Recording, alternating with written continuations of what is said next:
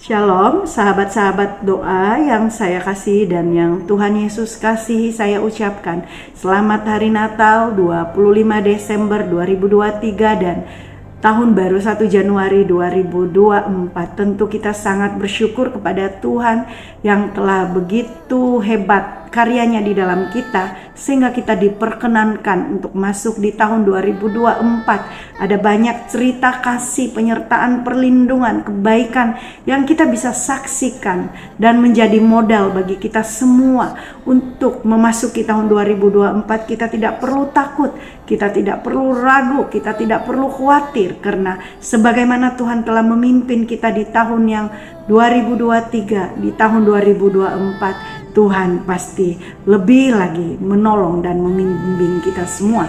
Apa yang Tuhan bicarakan kepada saya ketika saya memasuki tahun 2024, apa yang diteguhkannya di dalam hati saya, bahwa yang pertama-tama bahwa kita perlu mengembalikan segala kemuliaan kepada Tuhan. Dengan mengembalikan kemuliaan kepada Tuhan yang memiliki kemuliaan itu sendiri, maka kita akan mengalami damai sejahtera yang berasal daripada Tuhan. Satu ketika di dalam Lukas 2, para malaikat berkunjung kepada sekelompok gembala yang ada di padang, dan mereka memberitakan kabar baik tentang kehadiran Yesus di bumi. Dan seketika dalam pertemuan itu, apa yang malaikat beri respon, tiba-tiba mereka dipenuhi oleh Roh Allah, mendengar kabar baik, berita kelahiran dan kehadiran Yesus di bumi telah membuat mata rohani mereka begitu terbuka. Mereka bisa melihat hakikat Tuhan dalam kebesaran, kedahsyatan dan kemuliaannya. Itu sebabnya dengan lugas mereka berkata di dalam Lukas 2 ayat 14, kemuliaan bagi Allah di tempat yang maha tinggi dan damai sejahtera di bumi di antara manusia yang berkenan kepadanya. Apa yang kita bisa lihat setiap kali pemberitaan nama Yesus dinyatakan, langit akan menjadi terbuka.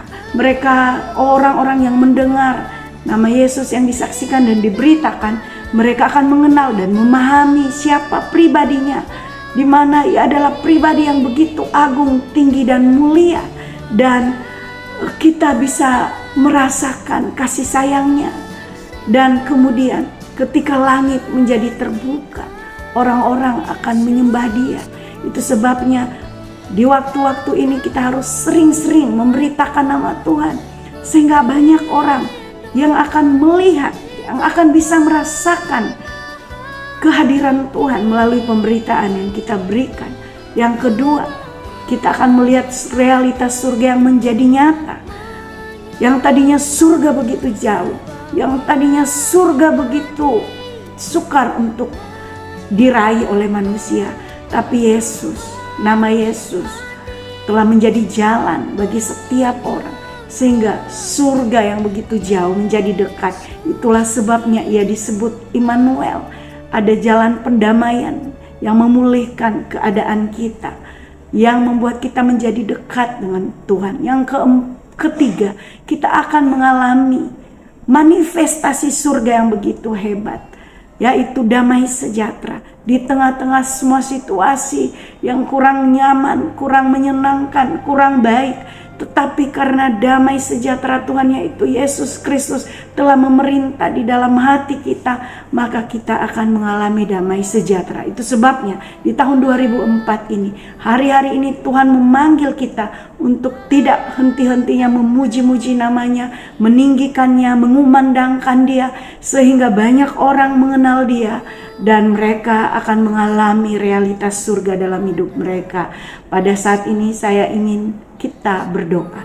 Saya ingin mengajak kita semua untuk berdoa. Mari berdoa. Bapa, dalam nama Tuhan Yesus, di tahun 2024, jadikanlah kami alat yang berkenan di tangan-Mu Tuhan, sehingga mulut kami tidak henti-hentinya memuji-muji nama Tuhan. Kami telah melihat Yesus telah menjadi jalan pendamaian bagi kami semua, dan biarlah realitas surga kami bisa rasakan, dan kami boleh mengalami manifestasi surga, yaitu damai sejahtera yang berasal daripada Engkau. Terima kasih Tuhan, dalam nama Tuhan Yesus, haleluya, amin.